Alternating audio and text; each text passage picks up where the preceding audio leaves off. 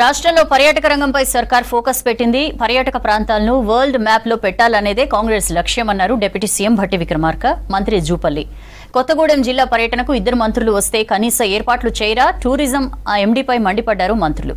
గురుకులాలు సర్కార్ బడిలో పరిశుభ్రతపై ఏమాత్రం నిర్లక్ష్యం వహిస్తే కఠిన చర్యలుంటాయని అధికారులను హెచ్చరించారు మంత్రి సీతక్క. సీఎం రేవంత్ విదేశీ టూర్పై బీఆర్ఎస్ అబద్దాలు చెప్తోందన్నారు ఎంపీ చామల.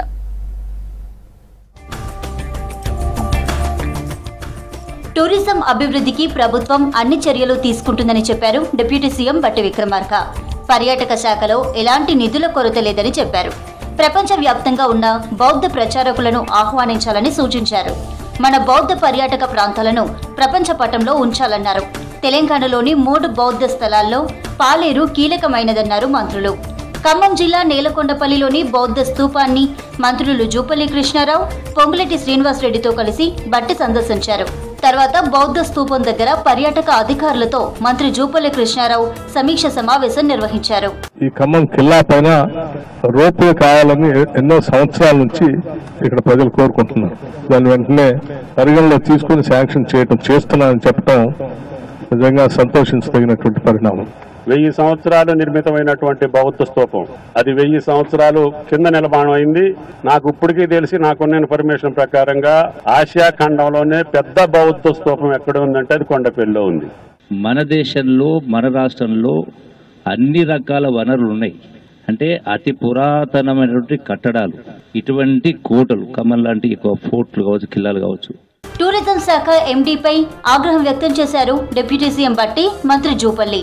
2 మంత్రులు జిల్లా పర్యటనకు వస్తే కనీస ఏర్పాట్లు చేయాలనే బుద్ధి లేదా అని టూరిజం శాఖ ఎండీపై ఆగ్రహం వ్యక్తం చేశారు. భద్రాద్రి కొత్తగూడెం జిల్లా ఇల్లందు క్రాస్ రోడ్లోని బడ్జెట్ హోటల్, కన్వెన్షన్ హాల్ను పరిశీలించారు నేతలు.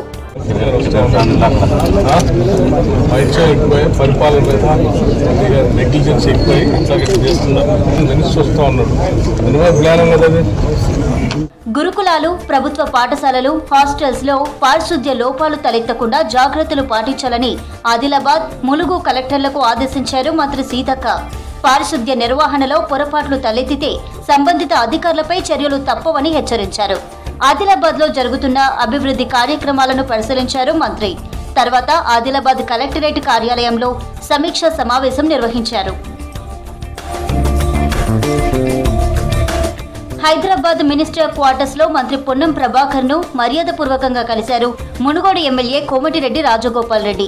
మునుగోడు నియోజకవర్గంలో 21 కొత్త రూట్లలో పలు గ్రామాలను కలుపుతూ ఆర్టీసీ బస్సులు నడపాలని విజ్ఞప్తి చేశారు.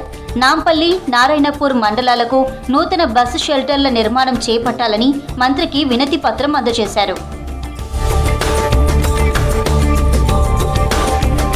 అమెరికాకు సీఎం రేవంత్ రెడ్డి సరికొత్త తెలంగాణను పరిచయం చేశారన్నారు ప్రభుత్వ విప్ ఆది శ్రీనివాస్. సీఎం అమెరికా పర్యటన విజయవంతం కావడంతో బీఆర్ఎస్ నేతలు జీర్ణించుకోలేకపోతున్నారని ఆరోపించారు. గతంలో 3 సార్లు దావోస్ వెళ్లిన కేటీఆర్ తెలంగాణకు ఎన్ని కంపెనీలను తెచ్చారో చెప్పాలన్నారు ఆది శ్రీనివాస్.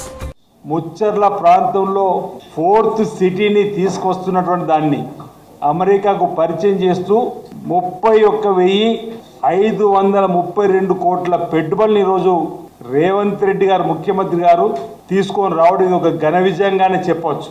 కేటీఆర్ గారు మీరు దావోస్ వయా దుబాయ్ వెళ్ళి బౌల్ అంతస్తు సంబంధించినటువంటి ఒప్పందాలు చేసుకొని మీరు వ్యక్తిగా లాభపడ్డారు తప్ప తెలంగాణకి ఏం ఒరిగిందో అంటున్నాం, తెలంగాణకి ఏం జరిగిందో అంటున్నాం.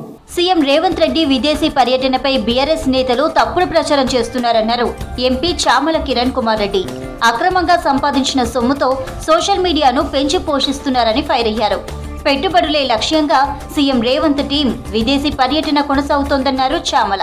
రోజు అసలు అప్పుడప్పుడు అనిపిస్తుంది ఆ సోషల్ మీడియా, యూట్యూబ్లు చూస్తే ఇవి కేవలం వీళ్ళు సంపాదించిన దొంగతనంలోకి వెళ్ళి ఇంత పర్సెంటేజ్ దీని మీదే పెడుతున్నట్టు అనిపిస్తుంది. ఇక్కడ జరిగినంత మిస్యూజ్ కుటుంబ పాలన ఇంకెక్కడ జరగలేదు అనేది కూడా మీరు తెలంగాణ ప్రజలు చూసారు. జాబ్ క్యాలెండర్ని కూడా ఇచ్చింది, దాని మీద కూడా మీరు చెడు ప్రచారం. ప్రతిదీ ఎక్కడో ఒక చిన్న తప్పు దొరికించుకోవాలి, దాన్ని భూతద్దంలో పెట్టి ఒక 100 మంది పేడ్ ఆర్టిస్టులను దొరికించుకుర్రు ఈ మధ్య. కాంగ్రెస్ లో జెండా మోసిన వారికి న్యాయం జరగడం లేదని భావోద్వేగానికి గురయ్యారు మహిళా కాంగ్రెస్ రాష్ట్ర అధ్యక్షురాలు సునీతారావు. రాహుల్ గాంధీ అమలు చేస్తున్న నారీ న్యాయ్ తెలంగాణలో జరగడం లేదన్నారు. కార్పొరేషన్ పదవులలో మహిళలకు అన్యాయం జరిగిందన్నారు సునీతారావు.